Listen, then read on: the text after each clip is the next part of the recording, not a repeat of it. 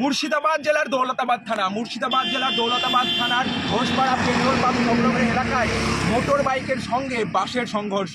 এতে মৃত্যু হলো বছর 35-এর এক ব্যক্তির। ঘটনায় চাঞ্চল্য এলাকা জুড়ে। কি করে ঘটলো এই ঘটনা? ঘটনাস্থলে পৌঁছেছে দৌলতাবাদ থানার। পুরো ঘটনার তদন্ত তারা একদিকে যেমন শুরু করেছে, পাশাপাশি রাস্তায় কিন্তু রক্তাক্ত অবস্থায় ছড়িয়ে ছিটে রয়েছে সে মৃতদেহ। ঘটনাস্থলে পৌঁছেছে দৌলতাবাদ থানার পুলিশ। তারা এসে মৃতদেহ উদ্ধার করে নিয়ে যায় এবং পাঠায় ময়না তদন্তের জন্য। পুরো ঘটনার আমরা বিস্তারিত তুলে ধরবো ইসলামপুর টিভির পর্দায়। ক্যামেরায় দিলওয়ার হোসেনের সঙ্গে সঞ্জু খান, ইসলামপুর টিভি, মুর্শিদাবাদ।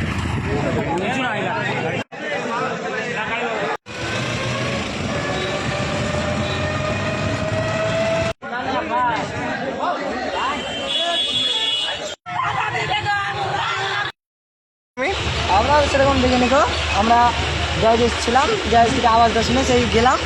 যাওয়ার পর দেখছি এরকম খবর আছে হয়েছে, মুখ টুক কিছু নেই। ওই জানতে পারা গেছে জানা গেছে কী করছো তোমরা, কী করে সে কিসে ছিল? Bullet motorcycle. আর অ্যাক্সিডেন্টটা কিসের সাথে হয়েছে? বাসের সঙ্গে। বাসের সাথে? কোথায় হয়েছে ঘটনাটা? ওই তেল পাম্পের এখানে, ঘোষপাড়া তেল পাম্পের এখানে। তোমার নাম? আমার নাম সুজন। এই গ্যারেজেই থাকো? হ্যাঁ। আচ্ছা।